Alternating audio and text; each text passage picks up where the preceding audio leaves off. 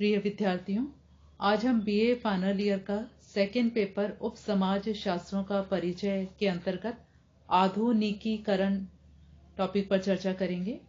पिछले वीडियो में हमने आधुनिकीकरण का शाब्दिक अर्थ, परिभाषाएं, विशेषताओं पर चर्चा की थी और आज हम परंपरा एवं आधुनिकता पर बात करेंगे। सामान्यतः परंपरा का अर्थ किसी मूल्य, मान्यता आदि को ज्यों का त्यों या जैसा है के रूप को अपनाने की प्रवृत्ति के संदर्भ में लिया जाता है, जबकि आधुनिकता विचारों, व्यवहारों एवं क्रियाओं के लिए एक दृष्टिकोण है, कोई निश्चित विषय वस्तु नहीं है। रुडोल्फ ने आधुनिकीकरण को परंपरा का विरोधी माना है। पश्चिमी और भारतीय समाजों की तुलना में परंपरा और आधुनिकता का प्रयोग किया जाता है, अर्थात समाज में प्रगति, परिवर्तन और उद्विकास परंपरा से आधुनिकीकरण की ओर होते हैं। वेंडिक्स ने आधुनिकता के स्थान पर विकसित तथा परंपरा के स्थान पर अनुगामी शब्द का प्रयोग किया है। इस प्रकार परंपरा का अर्थ व्यक्तियों के विचारों, आदतों, प्रथाओं आदि के संकलित रूप से है, जबकि आधुनिकता का संप्रत्यय सामाजिक, आर्थिक व राजनीतिक आदि क्षेत्रों में परिवर्तन की प्रक्रिया से संबंधित है। R.N. बिल्हा ने परंपरागत और आधुनिक समाज की निम्न विशेषताएं बताई हैं। मौखिक परंपराओं की प्रभाविता, नातेदारी पर आधारित संगठन, प्रदत्त एवं सोपानिक समाज व्यवस्था। ये विशेषताएं परंपरागत समाज की हैं, जबकि आधुनिक समाज की विशेषताएं मशीन, तकनीकी, राष्ट्रीय एवं धर्म निरपेक्ष दृष्टिकोण और अति उच्च रूप से विभेदित संरचनाएं। इसे इस प्रकार कहा जा सकता है कि एक और जहां परंपरागत समाज रीति रिवाजों से आबद्ध है, सोपानिक प्रदत्त परिस्थिति वाला होता है, वहीं दूसरी ओर आधुनिक समाज राष्ट्रीय धर्म निरपेक्ष दृष्टिकोण वाला और उत्पादन युक्त आर्थिकी वाला होता है। परंपरागत समाज गतिहीन और आधुनिक समाज गतिशीलता वाला कहा जा सकता है। अतः परंपरागत समाज आधुनिक समाज से अलग है, किंतु यह भिन्नता पूर्ण रूप से नहीं दृष्टिगोचर होती है, क्योंकि परंपरागत समाज पूर्ण रूप में परंपरागत नहीं है, न ही आधुनिक समाजों को पूर्ण रूपेण आधुनिक कहा जा सकता है। परंपरागत समाज किसी भी तरह से पूर्णतया परंपरागत नहीं है, आधुनिक समाज किसी भी तरह से परंपरा मुक्त नहीं है। इस प्रकार शिल्स परंपरा व आधुनिकता को अविच्छिन्न रूप में स्वीकार करते हैं। आधुनिक समाज को भी पूर्ण रूपेण आधुनिक ही नहीं कहा जा सकता, क्योंकि अंततः यह आधुनिकता उद्विकासहीन है, जो स्वतः परिवर्तित होती रहती है व आगे बढ़ती रहती है। बल्कि यह कहना अधिक उपयुक्त है कि आधुनिकता की नींव परंपरा के आधार पर ही रखी जाती है। इसलिए आधुनिकता को भूत और वर्तमान की एक कड़ी के रूप में माना जाता है। सारांशतः परंपरा और आधुनिकता दोनों साथ साथ प्रयुक्त होने वाला संप्रत्यय है। भारत में आधुनिकीकरण समाज शास्त्रियों की दृष्टि में आधुनिकीकरण के संबंध में अनेक विद्वानों ने अपने अपने विचार व्यक्त किए हैं। पाश्चात्य देशों की तुलना में भारत में यह संप्रत्यय अभी नवीन ही है।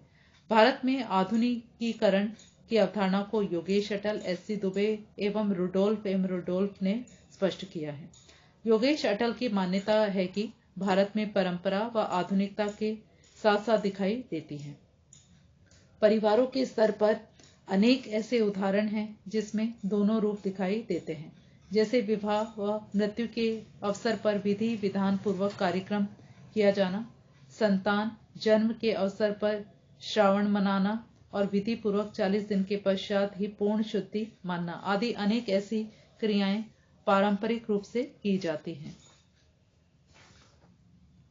आज भी परिवारों में त्योहारों पर वही खाना, वही पूजन, वही विधि विधान किया जाता है जो पीढ़ियों से होता आया है। S.C. दुबे के मत में आधुनिकता को परंपरा का विरोधी माना गया है।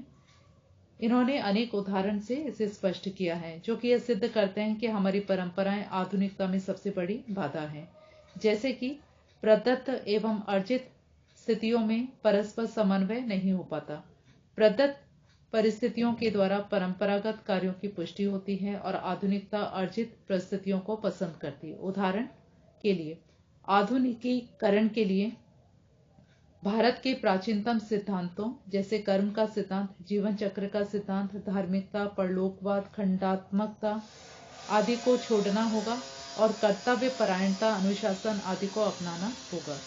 दुबे का कहना है कि विकास की अनेक योजनाएं बनाई गई, किंतु परंपराओं ने उनमें बाधा पहुंचाई है। लोग आज भी जाति बंधनों को महत्व देते हैं, अपने संस्कारों को त्यागना नहीं चाहते। विशेषकर गांव में परंपराएं शहरों की तुलना में अधिक मान्य हैं।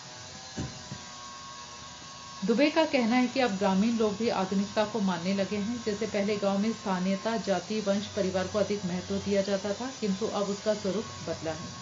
परिवार में व्यक्ति को अधिक महत्व दिया जाने लगा है। संयुक्त परिवार अब टूटने लगे हैं, जिसका कारण यातायात, रेल, मोटर, सड़क, रेडियो आदि है। औद्योगिकरण की प्रवृत्ति ने भी शहरीकरण को बढ़ावा दिया है। परिणाम स्वरूप ग्रामीण मान्यताएं अब बदलने लगी हैं। इस प्रकार भारत में परंपरा और आधुनिकता दोनों का ग्रहण साथ साथ हो रहा है और स्थिति द्विधामूलक बनी हुई है। एक और अतीत के प्रति मोह है, तो दूसरी ओर उन्नति और प्रगति का आकर्षण है, और परंपरा आधुनिकता के बीच संपूर्ण देश स्थिर खड़ा है। राजनीति और जाति के संबंध में भारत में 3 स्वरूप दिखाई देते हैं। नंबर 1 है उदग्र गतिशीलता, नंबर 2 है क्षैतिज गतिशीलता, नंबर 3 है विभेदमूलक गतिशीलता। अब हम इनका विस्तार से अध्ययन करते हैं। नंबर 1 है उदग्र गतिशीलता।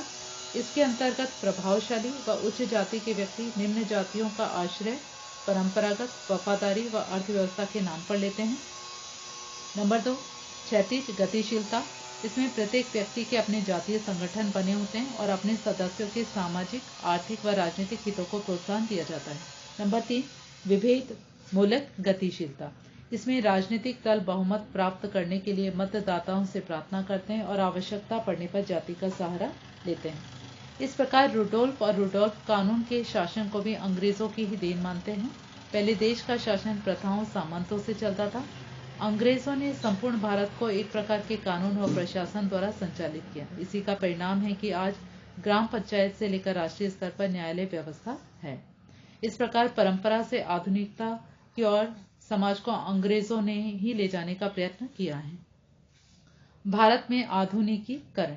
आधुनिकीकरण का प्रारंभ भारत में 19वीं शताब्दी से हो गया था। पश्चिमी शिक्षा के संपर्क से राजा राममोहन राय ने सभी नागरिकों में तथा स्त्री पुरुषों में समानता लाने का प्रयास किया। उन्होंने अनेक सामाजिक कुरीतियों को दूर करने का प्रयास किया। धर्म, रंग, लिंग, संप्रदाय, जन्म, मत आदि से संबंधित भेदभाव कानूनन समाप्त होकर स्वतंत्रता व समानता का अधिकार प्राप्त हो गया। इसमें व्यक्ति अपने अस्तित्व को स्वीकार करने लगा। संपत्ति, उत्तराधिकार, छुआछूत, विवाह आदि से संबंधित कानूनों ने जीवन के नए आयाम प्रस्तुत किए हैं। न केवल सामाजिक और आर्थिक क्षेत्र में परिवर्तन आया है, बल्कि आधुनिकता का प्रभाव संस्कृति, राजनीति आदि के क्षेत्र में भी दृष्टिगोचर होता है। वयस्क मताधिकार का अधिकार स्त्री पुरुष दोनों को समान रूप से मिलने के कारण चुनाव में मत देने वालों की संख्या में वृद्धि हुई है।